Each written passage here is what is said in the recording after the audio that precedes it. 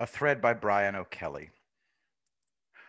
Ron tweets, if we all knew, then why wasn't law enforcement lying in wait to bust it, referring to the election fraud?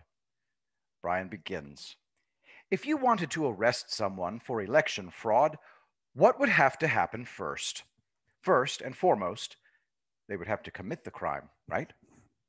You can't arrest them until after the election. Even then, until there are final results, etc., there is an opportunity for self-correction within the process. But let's say that you had someone cold, caught them filling out ballots and feeding them through machines. Would you prosecute them on the spot? I wouldn't. I'd want to know if they were acting alone or in coordination, wouldn't you?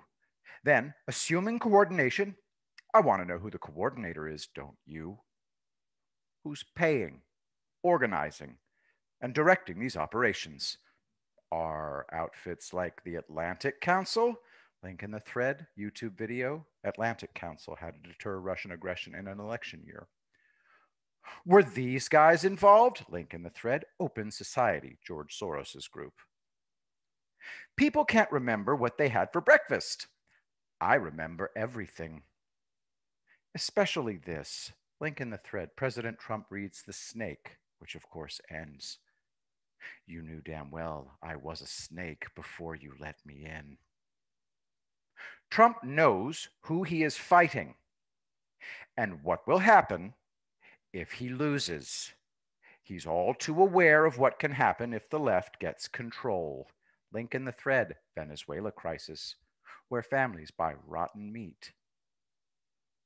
He can't afford to get it wrong, and truthfully, the rest of the free world is depending on this man.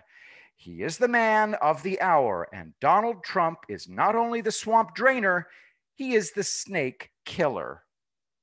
Link in the thread, a mongoose and a black mamba fight to the death. The mamba is not tough. It depends on its venom. The mongoose, however, is immune. This is the media and Trump. Most get stung by the poison of the media and cancel culture and back off. That's why so many GOP are calling for a start to transitions. Trump is immune.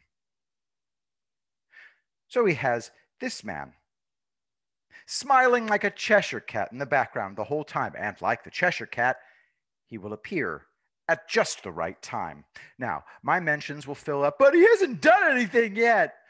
As though solid, large RICO cases get built overnight. Think, what if Barr had announced indictments against Comey, etc., and what if those had been last month? What would have happened? It's immediately called a political prosecution, right? Now say that it happens in February 2021. By then, a few important things on the ground will have shifted. 1. President Trump will have been inaugurated. 2. The election corruption will have been exposed. 3. The media's credibility damaged. All of the DNI, declassifications, and so on have been softening the ground for this for months. Trump knew he was going to win a year ago, and so did the Democrats. That's why they ran Joe Biden. He was the candidate they could control the most. They literally thought Trump was too dumb to catch them. Big mistake. Trump watched every breath they took, and guess what? It was all totally legal to do. The feds have a legit interest in election security. The things that are going to come out next will shock the conscience of the nation. It's so staggering that if it was all exposed at once, no one would believe it. They have to give it to the public in pieces. For example, if several politicians are involved in a scheme like this, it's a lot easier to then believe something larger that involves them. Link in the thread, WashingtonPost.com. Perspective, why one of the biggest scandals in American history, let's see what the title is, I'll I'll click on this. One of the biggest scandals in American history should make us rethink journalism. So hang tough.